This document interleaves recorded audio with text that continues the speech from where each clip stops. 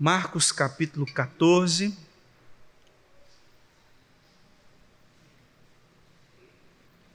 Nós faremos a exposição dos versículos 1 a 11.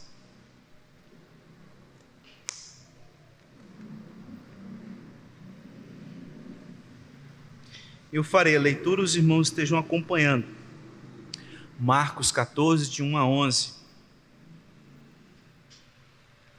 Assim nos diz a palavra do nosso Deus. Dali a 2 dias era a Páscoa e a festa dos pães asmos. E os principais sacerdotes e os escribas procuravam como o prenderiam à traição e o matariam. Pois diziam: não durante a festa, para que não haja tumulto entre o povo. Estando ele em Betânia, reclinado à mesa em casa de Simão, o leproso, veio uma mulher trazendo um vaso de alabastro com um preciosíssimo perfume de nardo puro, e quebrando o alabastro, que derramou o bálsamo sobre a cabeça de Jesus. Indignaram-se alguns entre si e diziam: para que este desperdício de bálsamo? Porque este perfume poderia ser vendido por mais de 300 denários e dar-se aos pobres. E murmuravam contra ela. Mas Jesus disse: deixai-a, porque a molestais? Ela praticou boa ação para comigo, porque os pobres sempre o tendes convosco, e quando quiserdes podeis fazer-lhes bem, mas a mim nem sempre me tendes. Ela fez o que pôde, antecipou-se a ungir-me para a sepultura. Em verdade vos digo, onde for pregado em todo o mundo o evangelho, será também contado o que ela fez para a memória sua. E Judas Iscariotes, um dos 12, foi ter com os principais sacerdotes para lhes entregar Jesus. Eles, ouvindo, alegraram-se e lhe prometeram dinheiro. Nesse meio tempo, buscava ele uma boa ocasião para o entregar. Vamos orar mais uma vez? Santo Pai, tem misericórdia de nós. Tua palavra foi lida e eu rogo ao Senhor que por misericórdia me use como instrumento nas tuas mãos. O Senhor sabe, ó Pai, das minhas limitações, e por isso eu peço que o Senhor tenha misericórdia de mim, dos meus irmãos, para que a tua palavra seja pregada fielmente para a glória do teu santo nome e para o bem da igreja, em nome de Cristo. Amém. Irmãos, nós temos aqui mais um dos textos que a gente chama na teologia de sermão sanduíche. Texto sanduíche. Por que sanduíche? Porque se você prestar atenção, os versículos 1 e 2 têm a ver com os versículos 10 e 11. Mas tem uma história de 3 a 9 que não tem nada a ver com os versículos 1 e 2 e 10 e 11. É um sermão que a gente chama de sanduíche. Os extremos são iguais e o meio é diferente. Por isso que é sanduíche, né? O pão, né? As duas partes do pão e o recheio. E esse texto trata desse momento onde, de um lado, nós temos um plano para tirar a vida de Cristo, e Judas Iscariotes vai fazer parte desse plano. E também nós temos a história de uma mulher que demonstra gratidão e adoração a Cristo Jesus. Nós vimos nos sermões anteriores, principalmente do capítulo 11 até agora, no capítulo 13, que Jesus sofreu a perseguição por parte das autoridades judaicas. No capítulo 11 nós temos Jesus entrando em Jerusalém, e a partir de então ele sofre muito com os escribas, com os fariseus, com as principais autoridades ali da nação, daquela religião judaica. O capítulo 11, 12 narra Jesus tendo que responder aos questionamentos dos escribas e fariseus.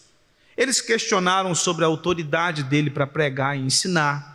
Eles questionaram a respeito da ressurreição dos mortos, questionaram a respeito do grande e principal dos mandamentos. Então questionaram sobre várias coisas. E Jesus no decorrer dos seus ensinos, acusa, melhor dizendo, a hipocrisia dos escribas. Eles eram extremamente hipócritas com seus questionamentos. Quando chega no capítulo 13, nós temos o sermão profético de Jesus, que nós vimos que Jesus está falando de duas coisas, dois eventos. O primeiro evento é o juízo de Deus sobre Israel. E esse juízo viria por causa da hipocrisia, da idolatria e da falsa religião judaica. Deus já havia julgado os israelitas em outra ocasião.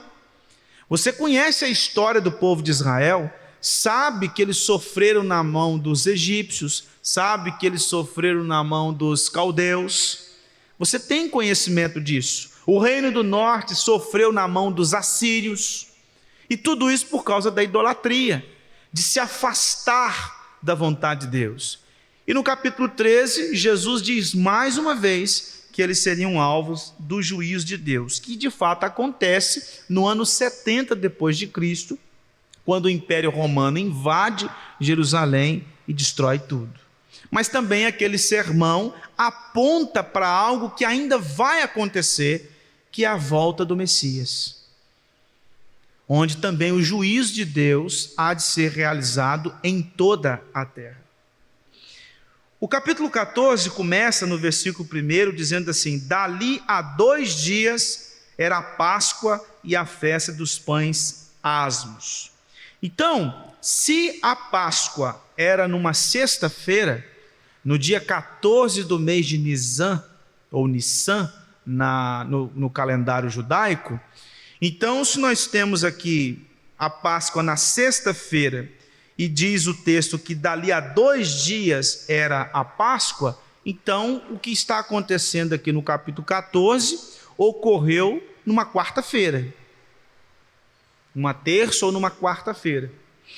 Então eles estavam nos últimos dias, nós estamos aqui nos últimos dias, nas últimas horas do ministério terreno de Jesus. Nós temos o texto dizendo que havia nesse contexto da festa da Páscoa e dos pães asmos, que era uma festa só. A festa da Páscoa, ela estava dentro da festa dos pães asmos, então era uma festa só e ela dava abertura à festa que durava 15 dias. Nesse contexto de festa, Jerusalém, assim de gente, porque de acordo com o capítulo 11 de Marcos, as pessoas já estavam chegando para a festa da Páscoa. Havia da parte da liderança judaica um plano de acabar com a vida de Cristo.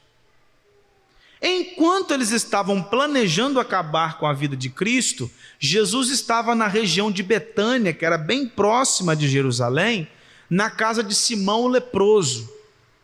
E segundo o Evangelho de João, capítulo 12, versículos de 1 a 8, Jesus estava na casa de Simão, mas com eles também estavam Maria, Marta e Lázaro.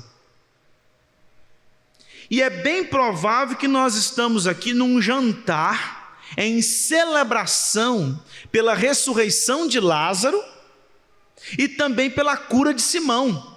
Porque Simão o leproso aqui, não é que ele era leproso no momento do jantar.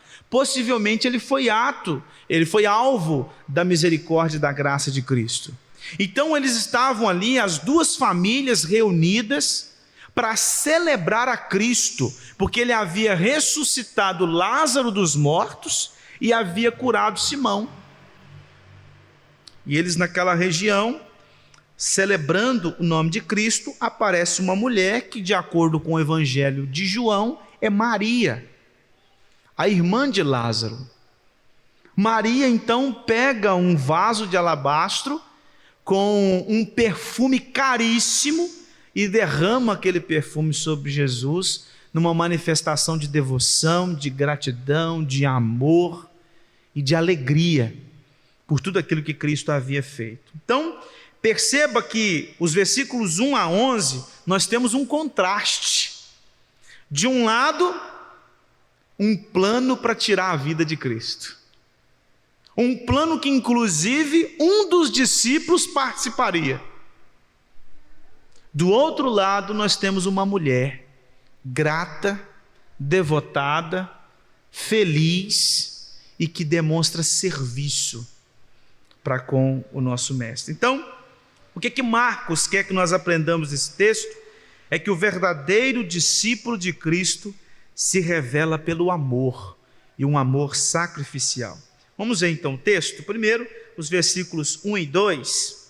Dali a 2 dias era a Páscoa e a festa dos pães asmos, e os principais sacerdotes e os escribas procuravam como prenderiam a traição e o matariam, pois diziam: não durante a festa, para que não haja tumulto entre o povo. Então, eles estavam aqui próximos da festa da Páscoa, dos pães asmos, que era uma festa que eles celebravam a redenção, porque eles haviam saído do Egito, Deus os havia arrancado da escravidão e conduzido eles até Canaã. Então esta festa, a festa da Páscoa e dos pães asmos, era com esse objetivo: agradecer a Deus pela redenção. O texto diz que os líderes queriam tirar a vida de Jesus, mas de uma maneira escondida, porque Jerusalém estava cheia de peregrinos, tinha gente de tudo quanto é lugar. Eles não queriam que a morte de Jesus acontecesse como aconteceu, com todo mundo vendo. Talvez, possivelmente, eles quisessem levar Jesus para o deserto e do nada apareceria morto. Talvez contratariam algum assassino de aluguel para tirar a vida de Jesus às escuras, porque eles não queriam que a multidão se envolvesse, eles não queriam criar uma situação ruim para eles. Nós precisamos tirar Jesus de cena, mas nós temos que tomar cuidado porque ele é muito popular. E por ser muito popular, se nós fizermos isso no contexto da festa, a população sabe que nós não concordamos com Jesus, e a população vai se voltar contra nós. Então vamos deixar a festa passar, vamos esperar aí uns 15, 20 dias, e então a gente vai matá-lo.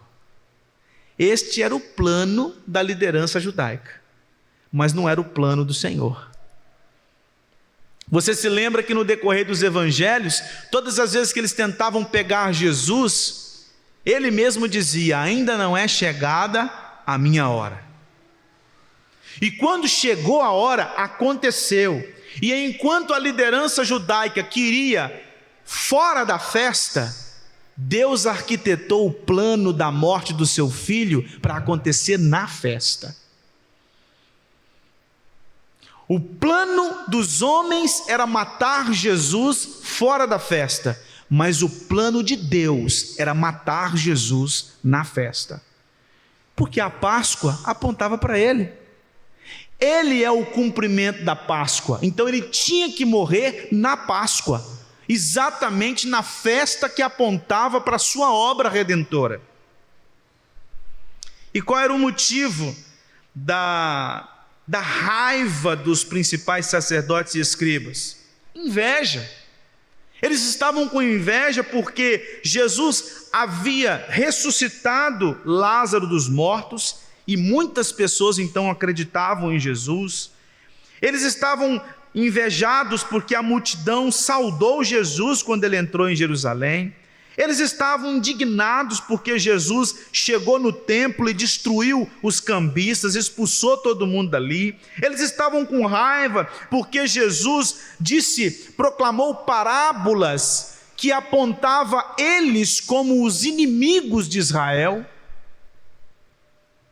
Eles estavam extremamente indignados com a popularidade de Cristo. Só que eles não queriam fazer isso na frente de todo mundo. Eles não queriam. Então é interessante, irmãos, porque a gente vê com esse texto e com a história que uma coisa é o plano dos homens, outra coisa é o plano de Deus. Tanto que se você vai na história, você percebe que na queda, parecia que Satanás tinha saído vitorioso, não é verdade? Ele conseguiu o que queria. Só que a queda fazia parte do decreto eterno de Deus, de redimir um povo. Quando você vai para a história de Israel, Saul tentou de todas as formas matar Davi, mas nunca conseguiu. Porque o plano de Deus com Davi era outro. Você será rei, você será um tipo de Cristo, e de ti virá o Messias. Quando você vai para a história de Israel também, você vai perceber vários exércitos combinados tentaram acabar com a história de Judá, e Deus manteve firme um remanescente. Quando você vai para o livro de Esté, você vê que o pedido de Amã, que foi uma ordem para destruir os judeus, não aconteceu, porque Deus ia preservar os judeus para a vinda do Messias. Quando você vai para o período do Novo Testamento, quando Herodes toma conhecimento do nascimento de Jesus, ele tenta uma forma de matar Jesus. Só que antes do exército chegar na casa da família, eles já tinham saído para o Egito. E quando você vai para o capítulo 15 de Marcos, nós temos a crucificação, e talvez você pensa, nossa, o diabo conseguiu. Aquilo que parecia uma vitória do diabo, na verdade era a sua maior derrota. Porque foi na cruz que Cristo pisou na cabeça da serpente. Onde parecia que ele estava derrotado, ele estava vitorioso. Então o plano de Deus é um e o plano dos homens é outro. Por isso que Davi disse no Salmo 33, versículos 10 e 11: Jeová reduz o conselho das nações a nada, ele frustra os planos dos povos. O conselho de Jeová permanece para sempre, os pensamentos de seu coração por todas as gerações. Isso ensina a mim e a você descanso em Deus. Se Deus tem o controle de todas as coisas, se Deus sabe de tudo, se os projetos humanos estão debaixo do projeto divino, nós devemos descansar o nosso coração naquele que tem o controle da história. Tentar cuidar dos nossos projetos, dos nossos planos, é desfazer completamente em nossa mente a doutrina da providência de Deus. É deixar de reconhecer que Deus tem o controle sobre as nossas vidas, sobre a nossa história, sobre a história da nossa família, sobre a história da igreja. É achar que nós temos o controle das coisas na mão e tudo depende de nós. Então, esse texto nos ensina a descansar em Deus, acalmar o coração em Deus, não se deixar levar pelo estresse, pela ansiedade, pelo medo, pela preocupação, pela angústia, pela aflição, mas deitar tranquilo e entregar todas as coisas ao controle do Senhor, sabendo que Ele vai dirigir tudo de acordo com a vontade dEle. Quantos planos que você não fez na sua vida e que nunca aconteceram, que nunca foram executados? Quantas vezes que você planejou coisas que nunca saíram do papel? E por que eles não saíram do papel? Porque Deus não quis que saísse do papel, porque se quisesse que saísse do papel, teria saído. Isso significa que você não pode planejar? Não, não é isso. Você pode planejar, mas as coisas só vão acontecer do jeito de Deus e na hora de Deus. Então o que você tem que fazer? Fazer como o salmista: deito, logo pego no sono, porque Tu, Senhor, me faz repousar seguro. Descansa o coração, sem aquela vida frenética, como se tudo dependesse de você. Irmãos, a inveja desses homens fizeram com que eles desejassem a morte de Cristo. Nós temos aprendido aqui na escola bíblica dominical que um dos pecados que nós precisamos tratar diante de Deus é a inveja. A inveja faz de tudo para tirar a pessoa que é alvo da nossa inveja de cena. Eles tinham tanta inveja de Cristo que eles não tinham outra saída a não ser matá-lo. Não bastava prendê-lo, tinha que matar. Então nós precisamos cuidar do nosso coração, porque às vezes nós, por causa de uma inveja no coração, nós queremos fazer de tudo para destruir, derrubar aquelas pessoas que são alvo da nossa inveja. Talvez você não vai atentar contra a vida daquela pessoa, talvez você não vai matá-la, talvez você não vai contratar um pistoleiro para tirar a vida daquela pessoa, mas você vai minar a vida dela de todas as formas. Se ela está no seu trabalho, você vai fazer de tudo para destruí-la ali dentro. Se ela está na igreja, você vai arrancar tudo que ela tem ali dentro. Se ela está na família, você vai cercá-la de tudo aquilo que não presta, para fazer com que ela fique sem ações, porque você quer tornar a pessoa inativa, de tanta inveja que você tem. Se a sua inveja tem a ver com, por exemplo, o cargo que aquela pessoa possui, você vai fazer de tudo para tirá-la do cargo, porque aquele cargo tem que ser seu. Se ela é muito popular, ela precisa sair de cena, porque senão você não brilha. Então, sonde o teu coração. Cuidado para que você não seja seduzido pela cobiça, pela inveja, invejando aquilo que é do outro, o seu status, o seu dinheiro, a sua família, a sua esposa, o seu filho, o seu esposo, o seu cargo na igreja, o seu cargo na sociedade, enfim, tantas coisas que a gente pode invejar, infelizmente. Então, por isso que você tem que sondar o seu coração, porque a inveja, quando ela é alimentada, ela pode chegar até a última consequência: tirar a vida de uma pessoa.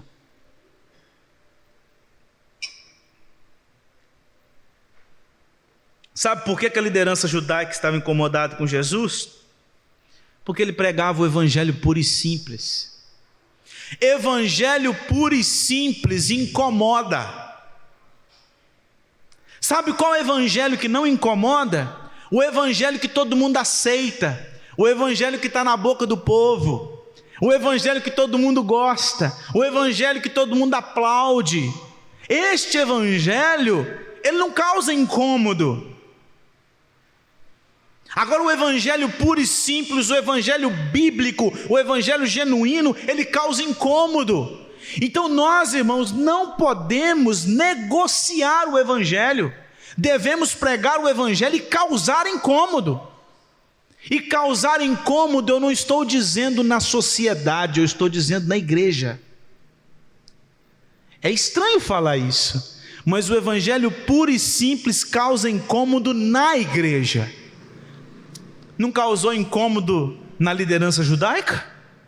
A liderança judaica não era ímpia, não eram gentios. A liderança judaica fazia parte da religião judaica, a religião que havia naquela época.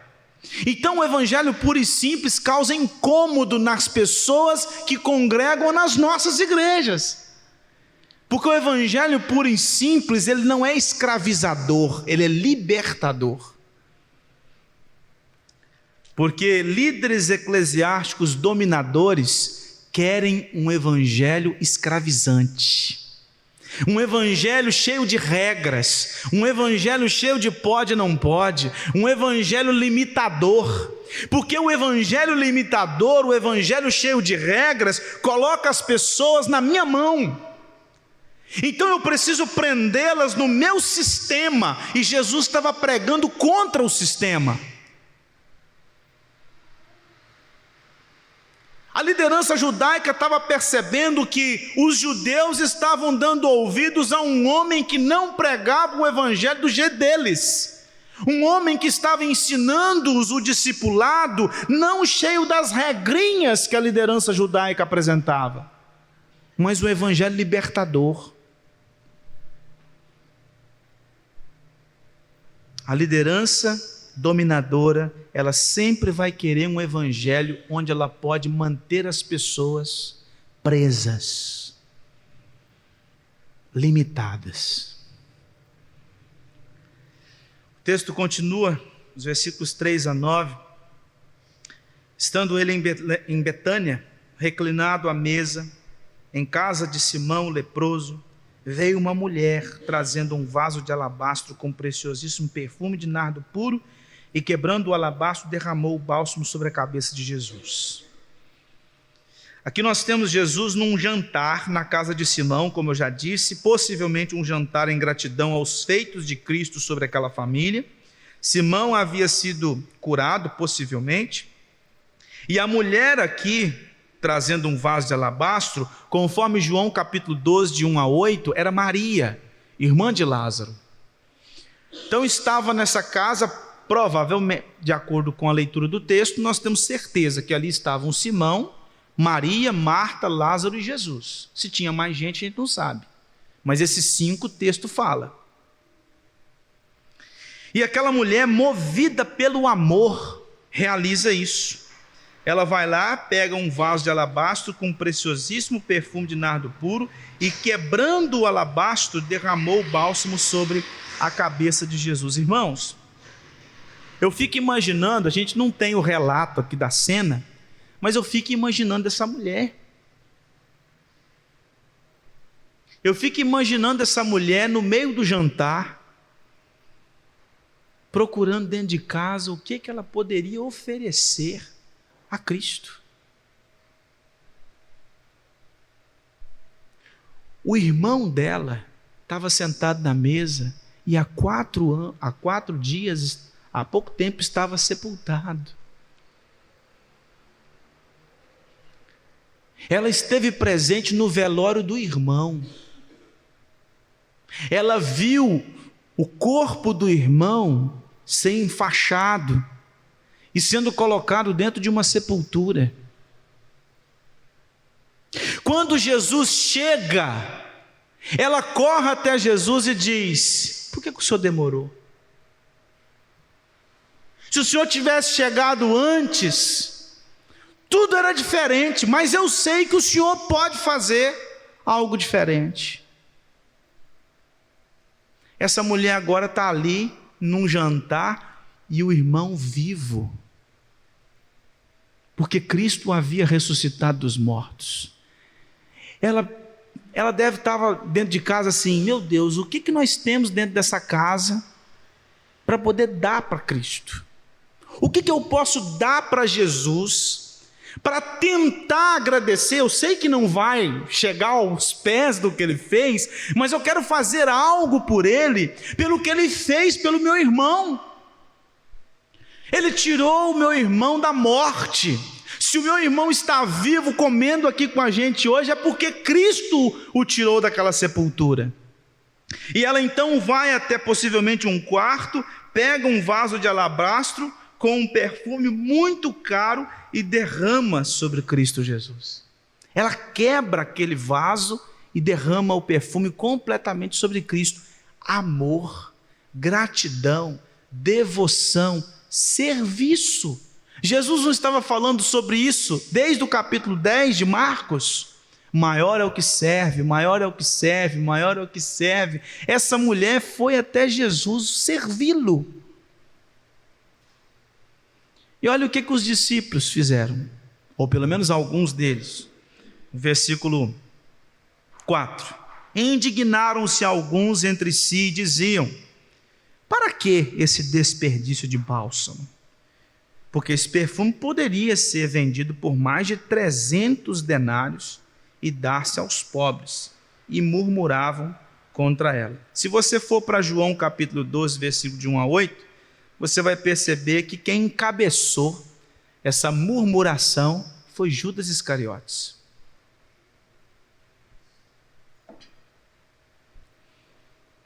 Ele começa a cutucar nos colegas dele de colégio apostólico e fala assim: que troço besta, que mulher doida, como é que essa mulher pega esse perfume, 300 denários?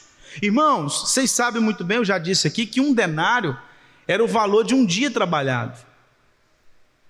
Então 300 denários era quase um ano de serviço, quase um ano de trabalho. Esse era o preço daquele perfume. Um ano de trabalho para comprar aquele perfume. Sem gastar com outra coisa, obviamente. Porque se você gastasse o dinheiro também com outra coisa, você não tinha condições de comprar. Você tinha que trabalhar 300 dias sem comer, sem comprar roupa, sem nada. Separar o dinheiro só para comprar aquele perfume. Então Judas fica indignado com aquilo. Como que essa mulher pega esse perfume caríssimo, quebra o vaso e derrama sobre a cabeça de Cristo? Que desperdício!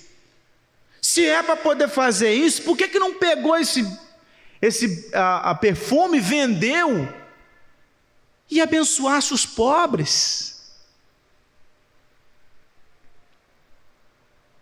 E o texto diz que Jesus chama aqueles homens e diz assim: deixai-a, por que a molestais? Ela praticou boa ação para comigo, porque os pobres sempre o tendes convosco, e quando quiserdes podeis fazer-lhes bem, mas a mim nem sempre me tendes. Ou seja, o que essa mulher fez foi movida por gratidão, por amor. Lá em 1 João, João diz assim: nós o amamos porque ele nos amou primeiro. Ela, amada por Cristo, reagiu com amor. E o amor dela foi pegar aquele perfume, quebrar e lançar aquele perfume sobre Cristo. E de acordo com os evangelhos, ela jogou aquele perfume sobre o corpo todo de Jesus. Foi na cabeça, passou no pescoço, nos ombros, nos pés. Ela lavou Cristo com aquele perfume. E aí Jesus fala assim: vocês podem cuidar dos pobres em outra ocasião. Os pobres podem ficar para depois. Porque o que ela fez movida por gratidão. Eu estou diante dela. A gente não sabe, irmãos, se Maria tinha entendido a mensagem, porque Jesus já tinha dito várias vezes que ele morreria. A gente não sabe se ela tinha entendido a mensagem e foi lá, pegou aquele perfume e falou assim: eu já vou ungir o corpo de Cristo, porque ele vai ser sepultado, né? Possivelmente porque ela estava presente quando ungiram o irmão dela. Talvez ela mesma ungiu Lázaro para a sepultura. Talvez estivesse fazendo a mesma coisa, a gente não sabe.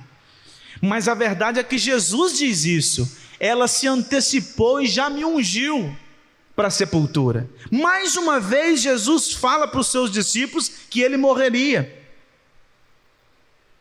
Tanto que isso acontece lá em João capítulo 19, versículo 39 e 40, José de Arimateia e Nicodemos levam especiarias e perfumes para cuidar do corpo de Jesus. De acordo com Marcos capítulo 16, versículo 1, as mulheres vão até o túmulo para ungir o corpo de Jesus. Quando chegam lá, ele não estava lá. Ele já havia ressuscitado.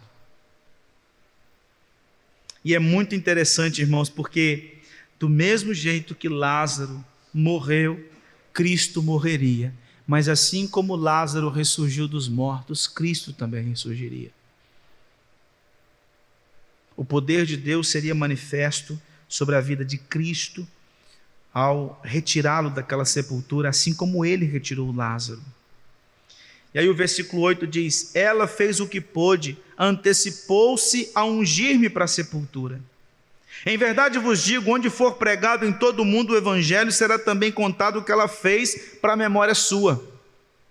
Antes de Jesus falar para os discípulos, depois da sua ressurreição, ide por todo o mundo e pregar o evangelho a toda criatura, ele disse aqui na casa de Simão: o evangelho será pregado a todos os povos. E aqui estamos nós falando de Maria, a irmã de Lázaro. O texto não diz: onde o evangelho for pregado, hão de falar a respeito dessa mulher e do que ela fez. Aqui estamos 2024 anos depois, ainda falando sobre o que Maria fez. Essa mulher que foi levada por profunda gratidão, amor, serviço e altruísmo em amor a Cristo Jesus. Então, irmãos, o que Jesus ensina para os discípulos, Ele nos ensina para nós também. O cuidado com os pobres deve estar em harmonia com a consagração a Cristo. Sem consagração a Cristo, não adianta cuidar de pobre. Tem muita gente cuidando dos pobres, mas sem união com Cristo. Primeiro se una a Cristo, depois cuide dos pobres.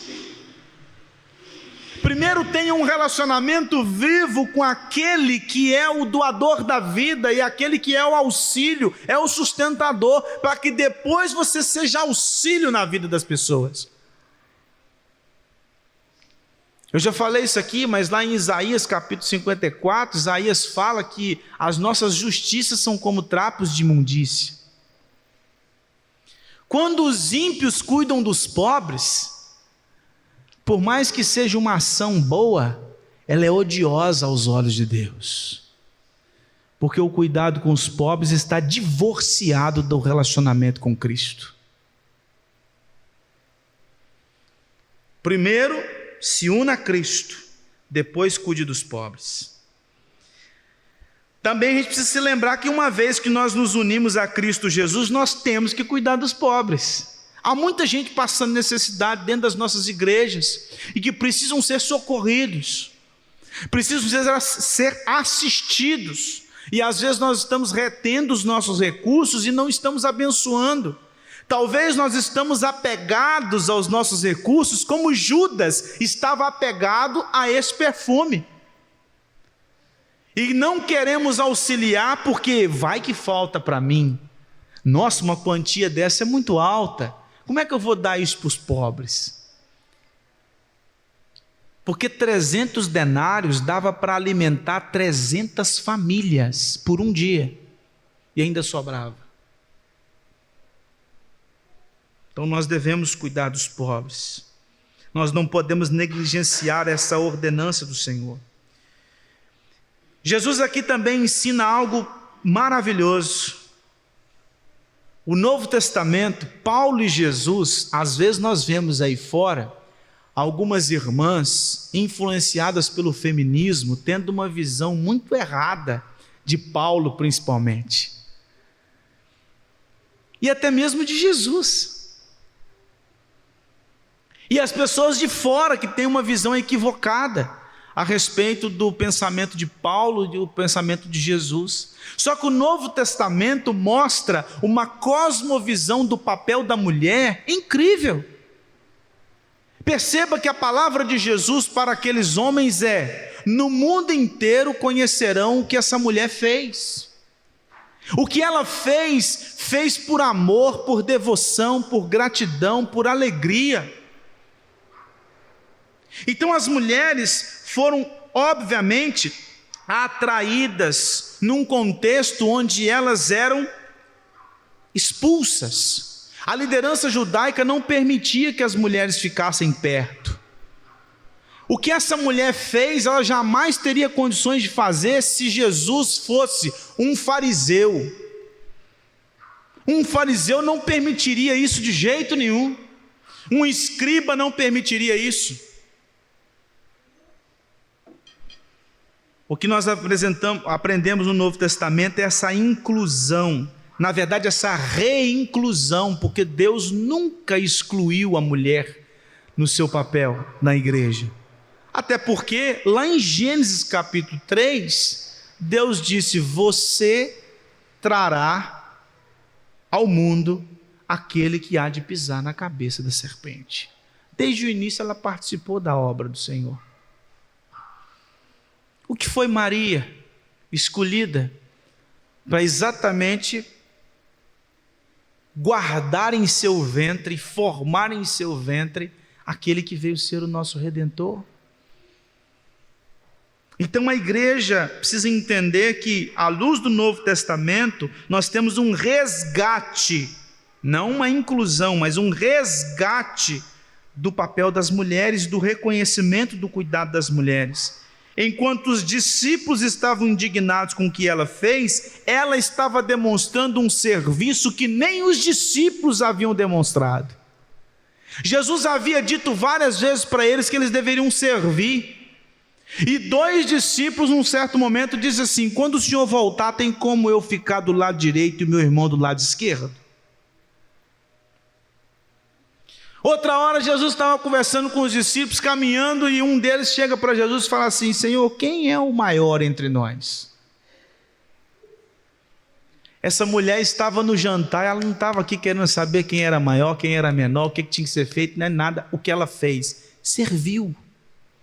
Ela demonstrou serviço por Cristo.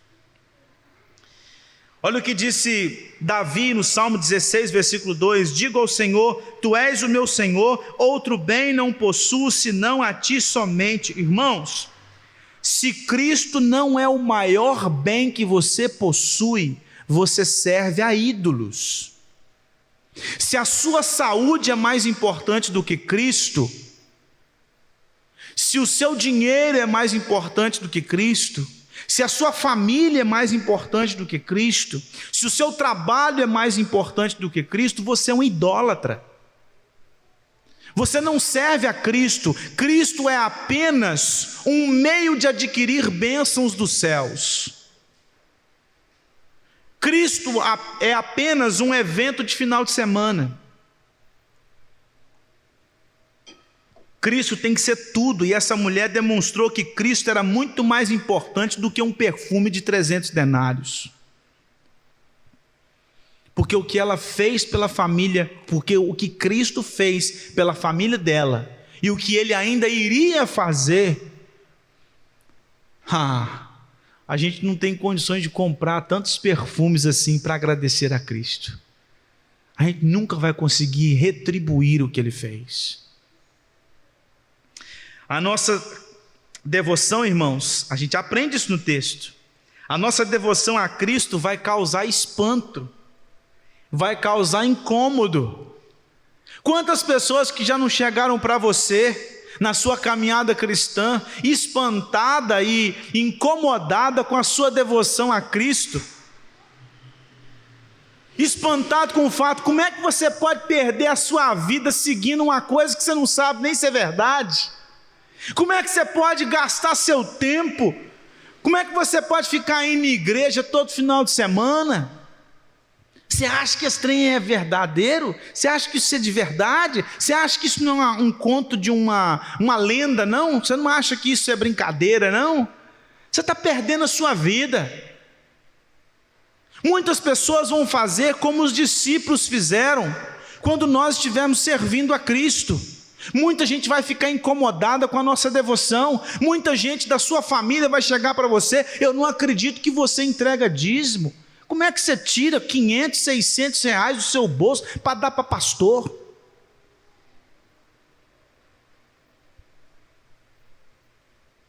Gente que não vai entender a sua caminhada cristã.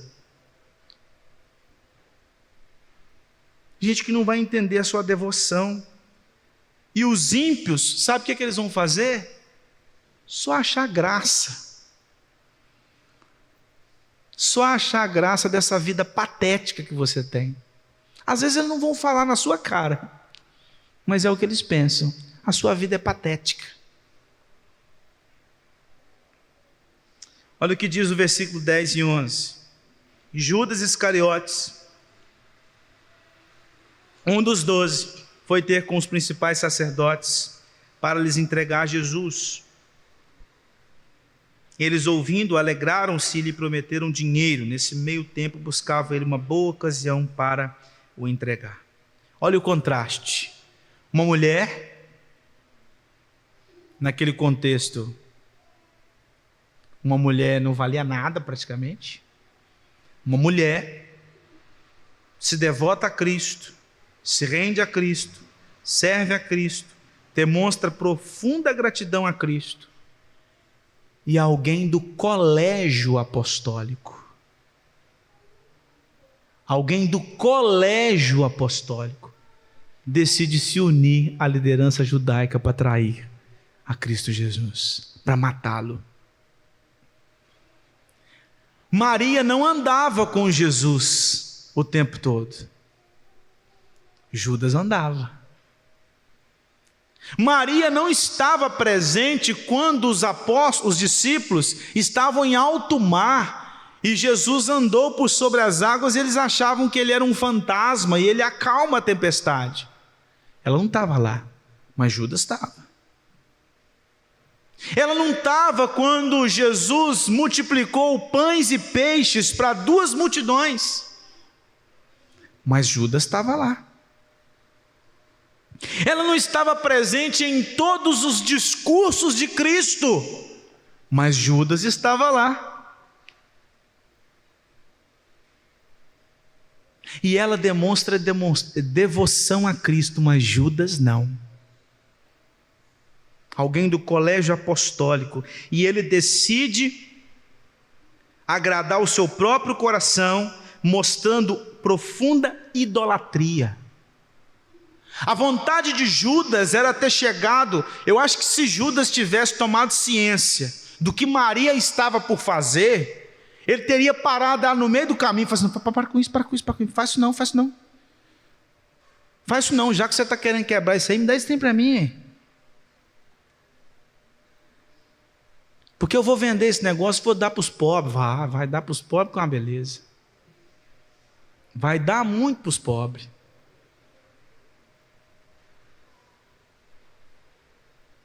Sabe por quanto que Judas traiu Jesus? 30 moedas de prata.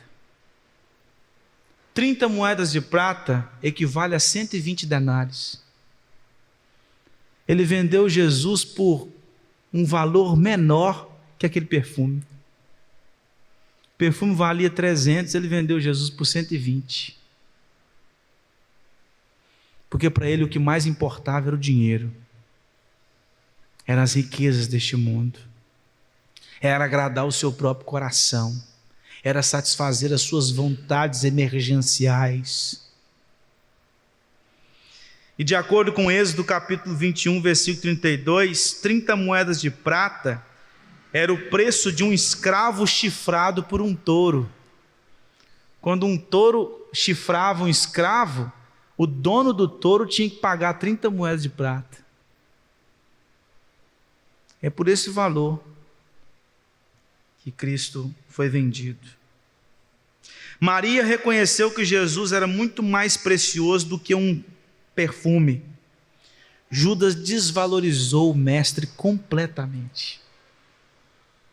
Maria foi dirigida por gratidão, amor, serviço e altruísmo. Judas foi dirigido por egoísmo, por ingratidão e por idolatria. Por isso, irmãos, nós precisamos tomar cuidado com a ganância, com a idolatria e com o egoísmo, porque essas coisas podem nos levar a trair a Jesus. Por amor à sua vida, você pode negar a Cristo. Por amor ao dinheiro, você pode negar a Cristo. Por amor aos bens, você pode negar a Cristo. Porque é muito mais importante para você o bem-estar financeiro e social do que servir a Cristo. Se for necessário abrir mão de Cristo para o seu bem-estar, você pode fazer, infelizmente, por causa do seu coração orgulhoso, egoísta e soberbo. E é por isso que nós precisamos tomar cuidado. Tomar cuidado para não sermos seduzidos pela ganância, pela idolatria e pelo egoísmo, porque senão a gente sempre vai pensar em nós. Olha o que disse Paulo em 1 Timóteo capítulo 6, versículo 10, porque o amor do dinheiro é a raiz de todos os males, e alguns nessa cobiça se desviaram da fé, e a si mesmo se atormentaram com muitas dores. Quanta gente, Paulo está falando, que se desviou da fé, quanta gente que abandonou a Cristo, quanta gente que abandonou a igreja, quanta gente que deixou de seguir o discipulado de Cristo por amor às coisas deste mundo, por amor aos bens, por amor aos recursos, por amor à sua conta bancária, por amor às coisas que este mundo pode apresentar. Olha o que disse o sábio, lá no Provérbio capítulo 30, versículo 8 e 9. Não me deis nem a pobreza nem a riqueza, dá-me o pão que me for necessário, para não suceder que, estando eu farto, te negue e diga: quem é, Senhor? Quem é o Senhor?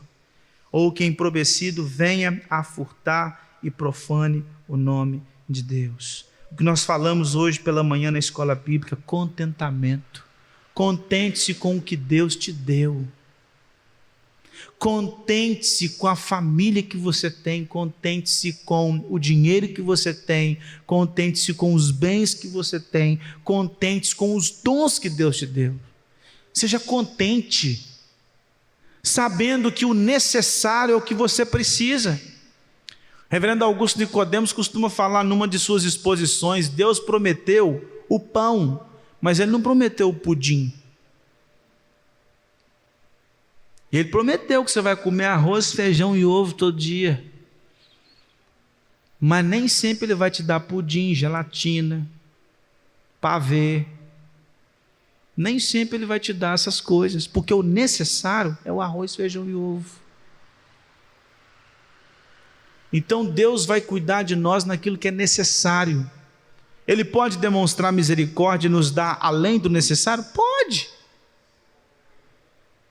Ele pode sim, mas o que você tem é o necessário.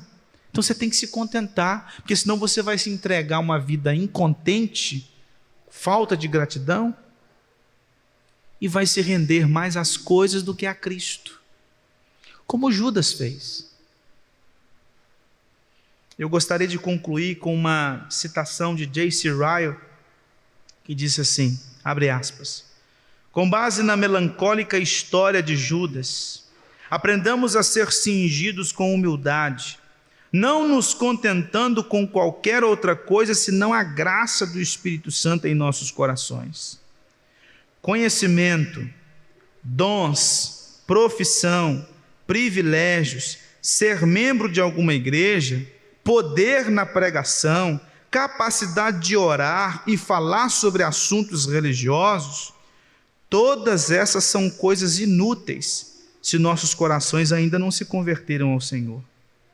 Tudo isso não será melhor do que um gongo que soa ou um símbolo que retine, se não nos tivermos despido do velho homem e nos vestidos do novo homem.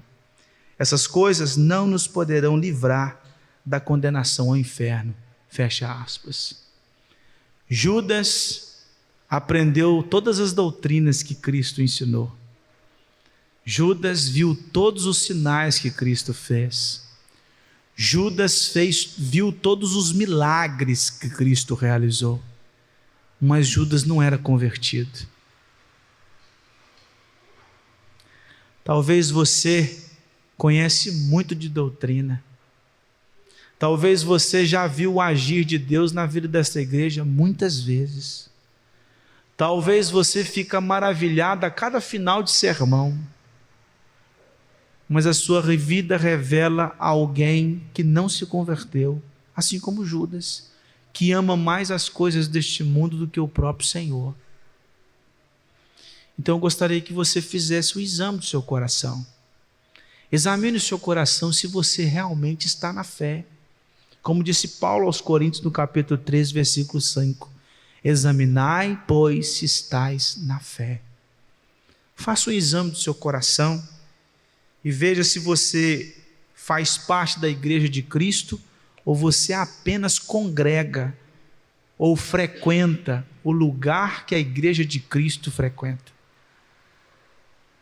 Se você faz parte da igreja de Cristo ou você se assenta nos bancos que a igreja se assenta. Se você ama Cristo ou você apenas ouve falar dele. Se você conhece as doutrinas de Cristo ou elas tomam conta do seu coração. Faça esse exame.